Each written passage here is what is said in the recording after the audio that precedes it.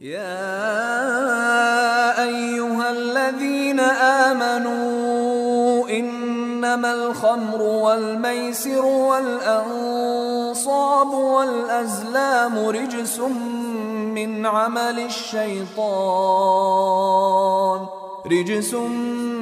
عمل الشيطان فاجتنبوه لعلكم تفلحون.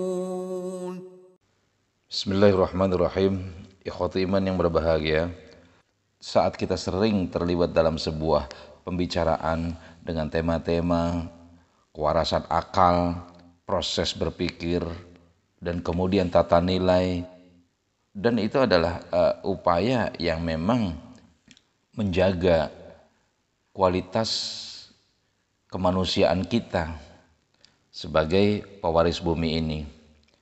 Maka akan ada selalu upaya sebaliknya yang bekerja untuk menutupi dan meruntuhkan kewarasan akal, menghancurkan nilai-nilai kemanusiaan, dan tentu itu adalah suatu hal yang memang terjadi dari masa ke masa. Dalam hal ini dalam pergaulan sebagian anak-anak muda kita, mereka sering berbicara secara bebas bahwa dengan miras maka rasa takut dan minder menjadi hilang. Jadi semakin berani berekspresi dan berbicara atau berbuat. Sebenarnya mereka juga tahu bahwa dalam saat yang sama kontrol dan akal sehat itu menjadi lemah, bahkan menjadi hilang. Maka perbuatannya akan lepas kendali dan melahirkan tindakan nekat, bisa menodong, menjamret, melukai, bahkan membunuh. Seperti yang baru-baru terjadi kemarin ini. Makanya Rasulullah mengatakan bahwa khamr itu adalah ummul khaba'ith, induk dari segala macam kejahatan. Sebagaimana hadis yang diriwayatkan oleh Ibnu Abbas, khamr adalah induk dari kekejian dan dosa yang paling besar. Barang siapa meminumnya, ia bisa berzina dengan ibunya, saudari ibunya, dan saudari ayahnya. Hadis riwayat At-Tabrani. Dalam sebuah hadis, An-Ibni Umar radhiyallahu anhuma qama Umaru 'alal minbari faqala amma ba'du nazala tahrimul khamr wa hiya min khamsatin al-inabi wat tamri wal asali wal hintati wasya'iri wal khamru ma khamaral aqla. Umar pernah berdiri di atas mimbar seraya berkata, amma ba'du, keharaman khamr telah turun. Tersebut seorang laki-laki yang tekun beribadah. Kemudian ada orang-orang yang mempunyai kekuasaan saat itu hendak menghancurkan nama baiknya untuk melakukan dosa besar. Lalu disodorkan dosa besar kepada dia itu. Kemudian dia memilih khamr, ya, minuman keras, dengan asumsi itulah pilihan yang paling ringan. Ternyata khamr itu menjerumuskannya ke dalam semua dosa. Dia membunuh, dia berzina setelah minum khamr tersebut. Maka binasalah tentu dunia dan akhiratnya. Imam Nasai juga meriwayatkan dari Abdurrahman bin Haris dari bapaknya bahwa Utsman berkata, jauhilah khamr karena ia adalah ummul khaba'ith. Ada seorang laki-laki yang beribadah dari kalangan umat sebelum kalian. Ternyata dia disukai oleh seorang wanita pelacur. Wanita ini mengutus pelayannya dan berkata kepadanya, wahai Tuhan, kami mengundangmu untuk kesaksian. Lalu laki-laki itu pergi bersama pelayan sang pelacur tadi. Ketika dia memasuki pintu, lalu nampaklah seorang wanita cantik, lalu seorang anak kecil dan khamr. Dan wanita itu berkata, demi Allah, aku tidak mengundangmu untuk sebuah kesaksian, untuk sebuah syahadah, tapi aku mengundangmu agar kamu melakukan denganku, maksudnya mengajak berzina, atau kamu minum segelas khamr ini, atau pilihan berikutnya, ataukah kamu membunuh anak ini. Dengan pertimbangan bahwa yang lebih ringan daripada membunuh dan berzina adalah meminum segelas khamr saja, maka dia pilih untuk meminum khamr tersebut. Dan dia berkata, tambah lagi, dan yang disejajarkan dengan menyembah berhala dan dosa-dosa besar lainnya. A'udzu billahi minasyaitonir rajim. Ya ayyuhalladzina amanu innamal khamru wal maisiru wal ansabu wal azlamu rijsum min amali syaitan fajtanibuhu la'allakum tuflihun. Wahai orang-orang yang beriman, sesungguhnya minuman keras, berjudi, berkorban untuk berhala, dan mengundi nasib dengan anak panah adalah perbuatan keji dan termasuk perbuatan syaitan. Maka jauhilah perbuatan-perbuatan itu agar kamu beruntung. Ayat ini sangat populer dan menjadi satu alarm pertama bagi kita untuk mengetahui secara terang, tegas, dan jelas posisi dari kedudukan keharaman, kekotoran, dan kengerian yang ditimbulkan dari khamr tersebut. Tadi disebutkan dalam ayat bahwa khamr itu dikaitkan dengan ansab, dengan penyembahan pada berhala.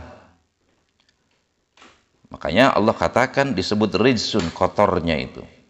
Dan tentu langkah pantas berikutnya ketika setan datang membawa kejelekan dan kekotoran kepada kita, tentu kita akan menjauhinya. Bagaimana mungkin kemudian dengan menyusun berbagai alasan kita akan melegalkan, menerima khamr sebagai salah satu jalan penolong ekonomi, misal jalan untuk melatih keberanian misalkan.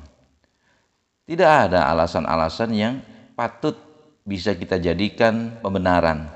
Maka bila ingin hidup kita beruntung, keluarga kita beruntung, dan bangsa kita beruntung, jauhilah khamr.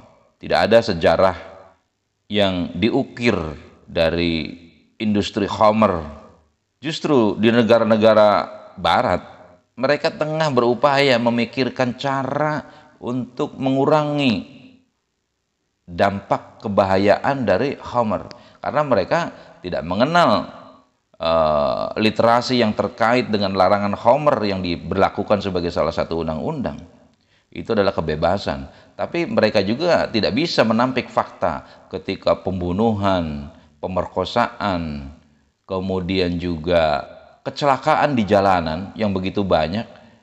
Makanya mereka mengadakan breath test itu secara random dan umumnya dilakukan pada weekend, pada akhir pekan, di mana mereka selalu pesta minum-minum di akhir pekannya, yaitu untuk mengukur kadar alkohol dari seseorang yang memang dilarang mengemudi, tapi dia ternyata melanggar undang-undang untuk mengemudi. Intisarinya adalah sebetulnya mereka tidak bisa membantah tentang kebahayaan dari khamr tersebut. Maka tidak aneh ketika ada seseorang yang dihukum 50 tahun karena dia mengemudi dalam keadaan mabuk dan kemudian 3 orang terbunuh, suami istri dan anaknya itu. Nah, tidak kurang banyaknya permusuhan yang menimbulkan kebencian, bahkan peperangan antar satu kelompok dengan kelompok lainnya akibat dari mabuk-mabukan. Maka benarlah ketika Allah mengatakan tentang khamr tersebut, fahal antum muntahun, berhentilah kamu dari mengerjakan pekerjaan itu. Sebagaimana banyak diriwayatkan dalam hadis-hadis ketika turun larangan khamr, dan itu disampaikan dari mulut ke mulut, sahabat yang berkeliling ke rumah sahabat yang lainnya, telah datang larangan meminum khamr kepada kita semua. Tumpahkanlah. Dan serta-merta pada saat itu juga khamr-khamr yang ada langsung saja mereka menumpahkannya. Dan memang terang dari sebuah riwayat kita dapati tentang dilaknatnya khamr dan hal yang terkait dalam distribusinya. Dari mulai factory, dari mulai pembuatan industrinya, sampai pada gugus distribusinya, yaitu masyarakat penggunanya. Dari Ibnu Umar radhiyallahu anhuma, Nabi SAW bersabda, la'anallahu al-khamra wa syaribaha wa saqiyaha wa ba'iaha wa mubda'aha wa asiraha wa mu'tasiraha wa hamilaha wal mahmulata ilaihi. Allah melaknat khamr, orang yang meminumnya, orang yang menuangkannya, bartender ya, penjualnya, hotel-hotel, toko-toko minuman, ya. Lalu pembelinya, kemudian sampai ke atasnya adalah orang yang bekerja memerasnya, artinya yang bekerja di pabrik minuman, dan juga orang yang mengambil hasil perasannya. Ya, kita seringkali hanya terjebak pada peminumnya saja. Padahal Rasulullah mengingatkan rentang awal sampai akhir. Gugus produksi sampai gugus distribusinya semuanya dibicarakan secara tuntas dan jelas. Dan dilanjutkan orang yang mengantarnya dan juga orang yang meminta diantarkan. Hadis riwayat Abu Daud nomor 3674. Kalau kita bahas semua teramat banyak dampak buruk dari khamr, dan maha benarlah apa yang Allah firmankan kepada kita. Kemudian juga sungguh sayangnya Allah dan Rasulnya kepada kita agar terpeliharanya akal sehat, kehidupan yang waras, hingga patut kita menjadi manusia yang diperintahkan untuk memelihara kehidupan ini. Barakallahu li wa lakum. Assalamualaikum warahmatullahi wabarakatuh.